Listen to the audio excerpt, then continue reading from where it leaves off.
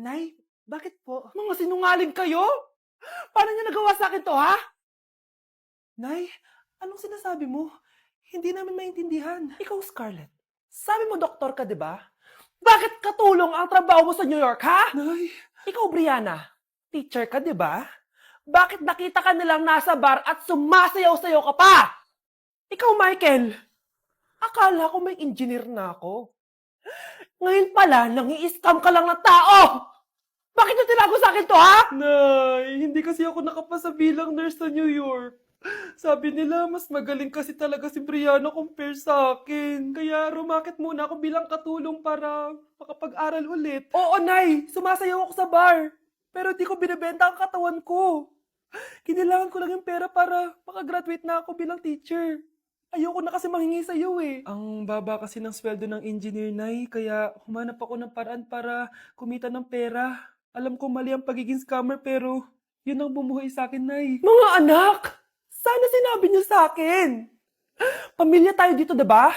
Magtutulungan tayo.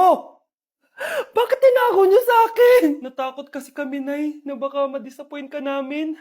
Alam kasi namin yung paghihirap mo. Mapag-aral lang kami. Anak ko kayo. Gagawin ko lahat para sa inyo. Sa tingin niyo ba hindi ko kayo tatanggapin, ha? Kaya itigil niyo na yung mga ginagawa niyo. Lalo ka na, Miguel. Opo, Nay. Sama-sama tayong bumangon. Nay, sorry. Wow, ang sweet naman. Isa ka pa. Gusto mo talaga masira itong pamilya namin, no? Lumayas ka dito, pamilyang peke! Ano? Palibhasa, di ka mahal ng pamilya mo. Mga ate, kuya, proud pa rin kami sa inyo. Mga anak, simula ngayon, sama-sama na tayo, ha? Walang iwanan at walang magtatago, ha? Promise? Promise, Nay. Hindi na kami magtatago.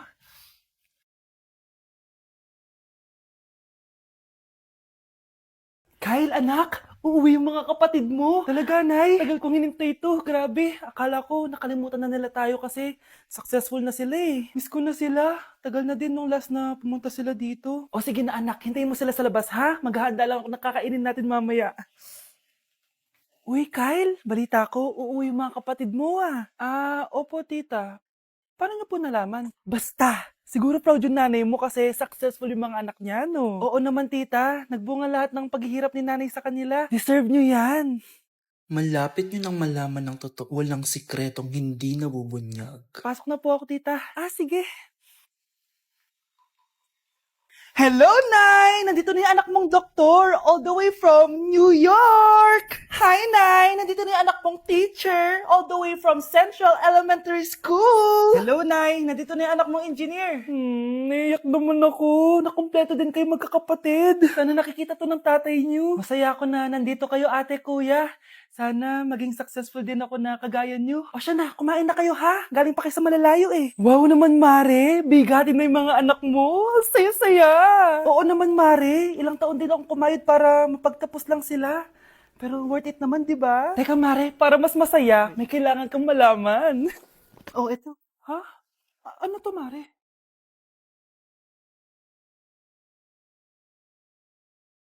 Nay, bakit po? Mga sinungaling kayo?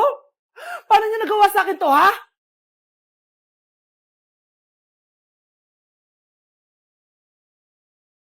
Wow! Gising na siya! Ang pala mo rin dito sa bahay. Nay, wag ngayon please. Alam mo, bilib din ako sa'yo eh. Wala na nga tayong makain, nagpabuntis ka pa. Buti pa yung anak ni Rosa, pag-aaral ay natupag. Nakakawalang gana! Yan, umalis ka! Diyan ka magaling! Kasalanan mo to! Sinira mo yung future ko! Ate, please, tigilan mo yan. Walang kasalanan yung bata. Hindi! Dahil dito, galit sa akin si nanay. Kaya dapat mawala na to! Ate, wag! Ate! Anak, kain ka na oh. Nay? Sorry anak ha sa mga sinabi ko. Hayaan mo, babawi ako sa'yo ha. Thank you, Nay. Nay, sumasakit yan ko. Nay. Oo, yung pinag-usapan natin ha. Hihintayin ko lang mga anak tong babaeng to. Pag nabigay ko na yung bata, ibigay mo na agad yung pera sa akin ha. Balak ibenta ni nanay yung anak ko. O anak, okay ka lang? Walang iya ka, Nay! Ang sama mo! Akala ko, totoong nagbago ka na. Pera pa rin pala yung nasa utak mo. Abay, bakit? Wala ka nang pakinabang dito. At least yung anak mo, mapapakinabangan ko. Wala ka namang papakain dyan eh. Napakasama mo! Lalayas na ako sa impyernong to! Sige, lumayas ka! Sino tinakot mo? Tignan natin kung saan ka pupulutin. Hello, Bes. Hello, Bes! Kilala mo ba si Edward? Oo, Bes. Siya yung ama ng dinadala ko. Mayaman pala sila, Bes. Gusto kanyang makita kasi gusto niyang panagutan yung baby mo. Talaga? Oo, Bes! Ito na yun, Bes. Bes, hindi mo na kailangan magtiis sa nanay mo. Hindi pwedeng anak ko lang ang makikinabang sa yaman ng lalaking yun. Dapat ako din. Anak, magpagaling ka lang ha. Nay, ayoko na dito sa ospital. Ang daming may sakit. Kailangan mo nang gumaling, Scarlett, para makapag-date na tayo ulit. Oo, babe. Magpapagaling ako. Hello. Kamusta na po siya? Doc. Okay naman po siya. Pwede na po ba kami lumabas ng hospital? May bad news ako sa inyo. Nay, bad news daw. Hindi naging maganda yung mga resulta ni Scarlett. 3 araw na lang siyang mabubuhay. Hindi pwede. Ayoko. Ha? Mamamatay na ako. Huwag mo sabihin yun, Scarlett. Magpapakasal pa tayo, di ba? Magkakaanak pa tayo, di ba? Hindi ka mamamatay, anak. Gagawan ko ng paraan. Hindi pwede mamatay anak ko. Hindi pwede mamatay anak ko. Tita, una na po muna ako. Gabi na rin po eh. Sige po. Wala na akong choice. Kailangan kong gawin to. Para sa'yo, anak. O anak, kainin mo muna to para gumaling ka na. Sige po, Nay. Ang sarap. Kain ka lang, anak, ha? Hello. Kamusta siya? Doc, parang lumakas ako ngayon. Talaga, anak? Malakas ka na? May good news ako sa inyo. Naging okay lahat ng results ni Scarlett. Grabe, parang himala. Pwede na kayong lumabas dito sa ospital. Makakalabas na tayo ng ospital, Nay! Oo, anak! Gagawin ko lahat para sa'yo, anak. Sa wakas, nakauwi na din tayo, Nay! Namiss ko tong bahay natin. At dahil dyan, pagluluto kita ng paborito mong ulam, anak, para di ka na magkasakit. Grabe, ang sarap naman neto, Nay! Parang kakaiba yung karne neto, pero ang sarap! Kain ka lang, ha? Teka, Nay, dumating po ba yung boyfriend ko? Nandito siya, anak. Totoo, Nay? Nasaan siya? Babe! Ayan siya. Kinakain mo.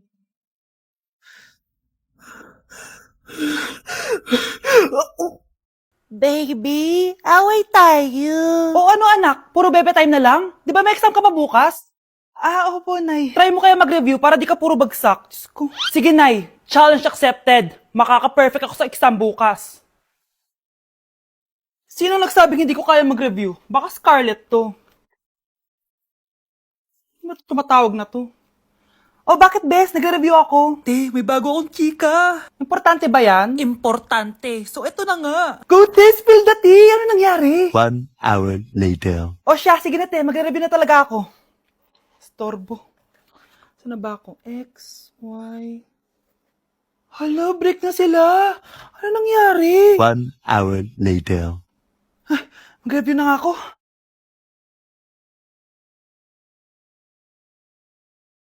Good morning, anak! Anak, bakit ganyan tsura mo? Hanay, nag-review ako buong gabi. Akala ko puro numbers lang yung math. Bakit may X and Y? Di bale, anak, gamitin mo tong Radiance Glow Pure Blossom Elixirs ng YOU. Meron tong toner essence at illuminating serum. Ano naman yun, Nay? Ano to? Nakaka-bright, repair, at protekto ng skin. At di lang yun, anak. Nakaka-reduce to ng oiliness at ng skin texture. Suitable to for all skin types, kaya gamitin mo to para fresh ka bago ka mag-exam. Ay, ang fresh nga. Glass skin, no? Super lightweight at super dali lang pala i-apply nito, Nay. Go na, anak. Islay mo na yung exam mo. Good morning, class. Ready na ba kayo mag-exam? Sure nang makaka-perfect ako kasi nag-review ako. First question. Kung 5 ang kinain na pizza ni Maria at 2 ang sapatos ni Cardo, gaano kalayong Earth sa black hole?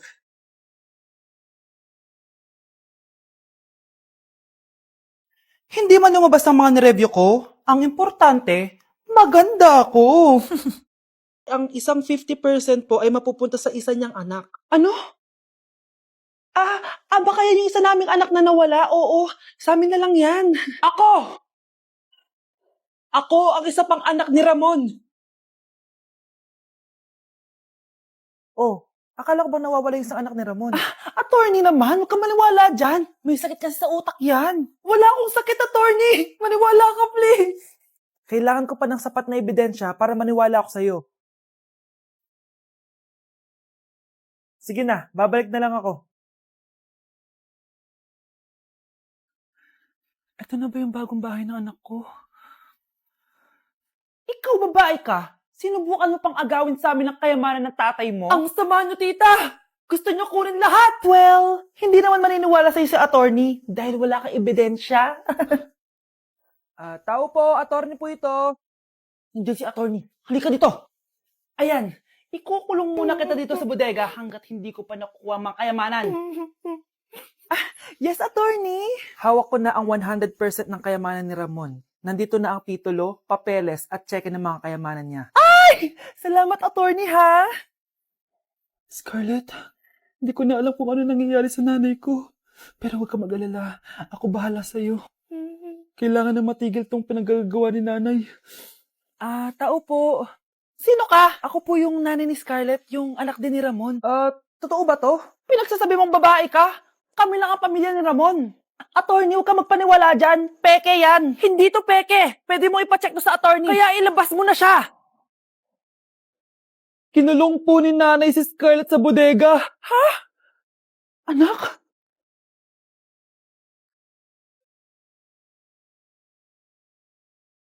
Kinulong po ni nanay si Scarlett sa bodega. Ha? Anak? Anak? Walang iya talaga yung tita mo. Anak, sorry kung ngayon na ako nagpakita. Pinakulong kasi ako ng babaeng yan. Deserve mong makulong. Ikaw ang ikukulong namin dahil child abuse ang ginagawa mo. Ano? At hindi mo na din makukuha ang 50% ng mana. Hindi pwede! Nay, masaya ako na nandito ka na. At hindi na din tayo maghihirap dahil sa pamana ni tatay. Masaya din ako, anak. Siyempre kasama ka dito sa Manta.